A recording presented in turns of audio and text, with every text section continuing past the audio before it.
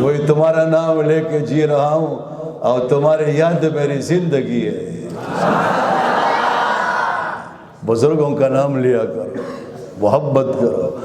احب الصالحین ولست منہم، ابو حنیفہ رحمۃ اللہ علیہ کے شعر یاد ہے۔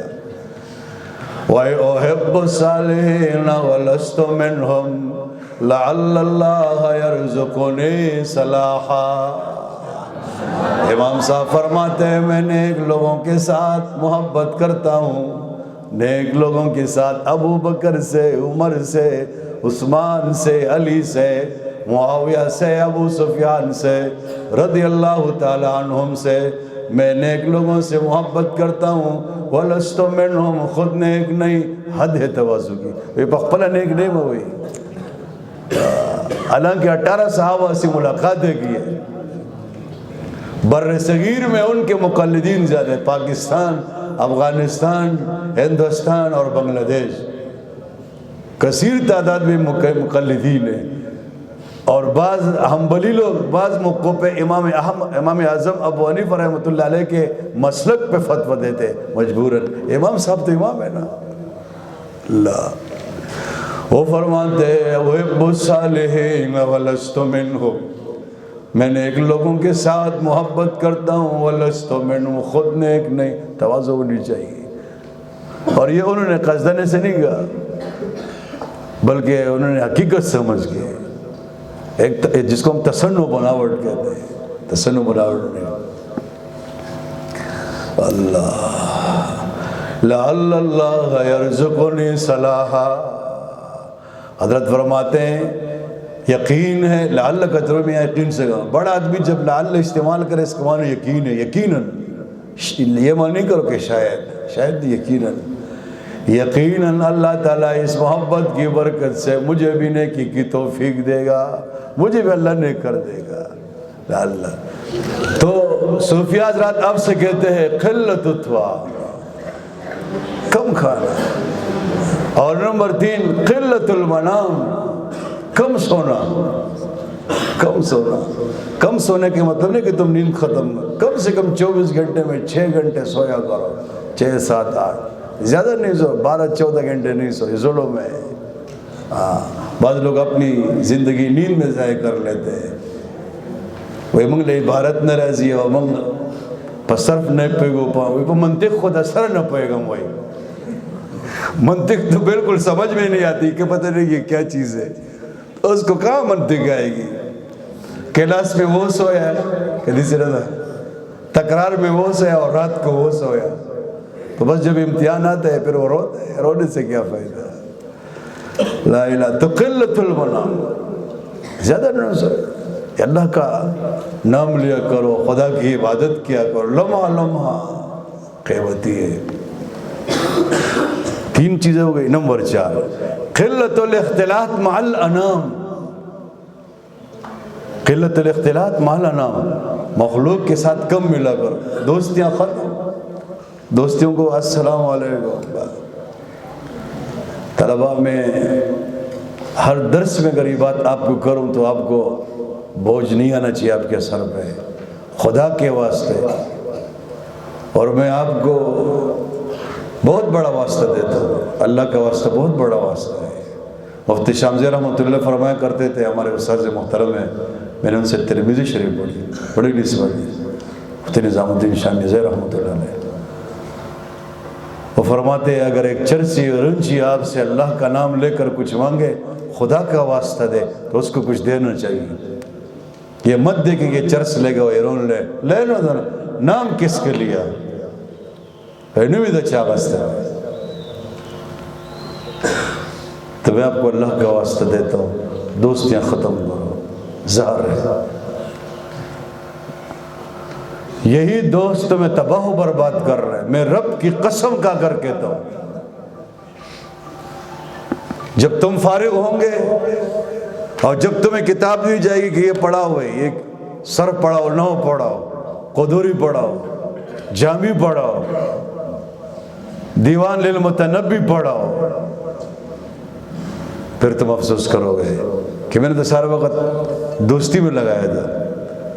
دوست پڑھنے نہیں دیتا کسی کو، ادھر جاتے ہیں ادھر جاتے ہیں، یہ ہے وہ ہے فلاں ہے فلاں ہے۔ دوستیاں ختم کرو، تعلقات ختم، ایک کتاب کے ساتھ دوستی لگاؤ بس۔ کتاب سے بہترین دوست دنیا میں، میری بات وصیت کر ساتھ کہتا ہوں، یاد رکھو، کاپیوں پہ لکھو، بعد میں پچھتاؤ۔ میں بہت دوستوں کو دیکھتا ہوں پچھتا رہے، دوستوں نے ان کو تباہ و برباد کیا، تباہ و برباد کیا، نہ بیان کے قابل، نہ درس کے قابل، کسی چیز کے قابل نہیں رہے، ان کو کچھ آتے نہیں ہے۔ ایک دوستی بس، وہ کیا ہے؟ کتاب کے ساتھ۔ کس کے ساتھ دوستی کرو؟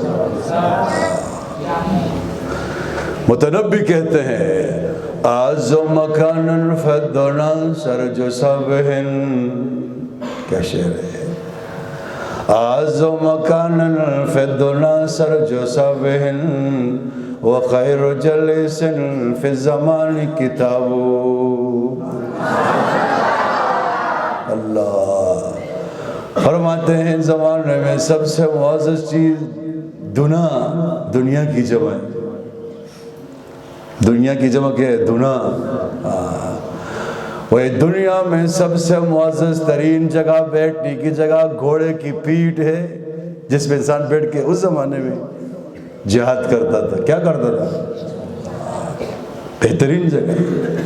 بادشاہ کا تخت نہیں ہے، بادشاہ کی کرسی نہیں ہے، اس درس کے بارے میں یہ بھی نہیں۔ جہاد تو جہاد ہے نا، کہ نہیں؟ جہاد ہو جہاد۔ اعز مکانا فدنا سرج صبہن وخیر جلیس فی الزمان کتاب۔ بہترین فرماتے ہیں دنیا میں معزز ترین جگہ گھوڑے کی پیٹھ، یعنی جہاد، اور فرمایا بہترین دوست کتاب ہے۔ وخیر جلیس فی الزمان کتاب، بہترین دوست کتاب ہے۔ کتاب سے دوستی کرو، بہت مزہ آئے گا۔ میرے پاس اتنا وقت نہیں، مجھے بڑی حسرت ہوتی ہے میں اس کتاب کو بھی دیکھوں، اس کو بھی دیکھوں، اس کو بھی دیکھوں۔ تو چوتھی چیز ہے قلت الاختلاط مع الانام، لوگوں سے تعلق کم رکھو، سبق بس۔ تو دیکھیے صوفی حضرات جو 4 اصول بتاتے ہیں صوفی بننے کے لیے، سب سے پہلا اصول ہے قلت الکلام، خبریں کم ہے، باتیں کم کیا کرو، لا الہ الا اللہ۔ اس درس کا یہ مطلب نہیں ہے کہ آپ ہر جگہ نرمی کریں، قولوا قولا سدیدا میں نے بتایا نا، اور یہ مطلب نہیں کہ ہر جگہ تم بس زبان بند رکھو، نہیں۔ جہاں مصلحت ہو سخت لہجے میں بات کرنے کی، تو اس سخت لہجے سے بات کرے کہ تمہاری نظیر کائنات میں کوئی نہ ہو۔ سمجھ رہے ہو میری بات کہ نہیں؟ توانا آواز اٹھاؤ، توانا، جس کو ہم دبنگ کہتے ہیں۔ پھر نہیں کہ استاد جی نے کہا وقولوا قولا سے نرمی سے بات نہیں، باطل کے کان کڑے ہو جائے، ان کے محلات میں زلزلہ طاری ہو جائے۔ اللہ کے رسول صلی اللہ علیہ وسلم سے کہا گیا یا ایھا النبی جاہد الکفار والمنافقین واغلظ علیہم، میرے محبوب صلی اللہ علیہ وسلم ان منافقین اور کافروں کے خلاف جہاد کرے، ان کے خلاف جہاد کرے، علم جہاد بلند کرے، واغلظ علیہم، اور غصہ کرے ان کے اوپر۔ غصہ، کمکل لوگ کہتے ہیں غصہ حرام ہے، وہی صوفی صاحب غصہ کو حرام ہے، تو وہی کہتے صوفی صاحب غصہ تو حرام، کہتے کہ نہیں کہتے؟ وہی مولوی بن کر تم غصہ کرتے، تو میں کہتا ہوں جس میں غصہ نہیں ہو تو انسان نہیں سرے سے۔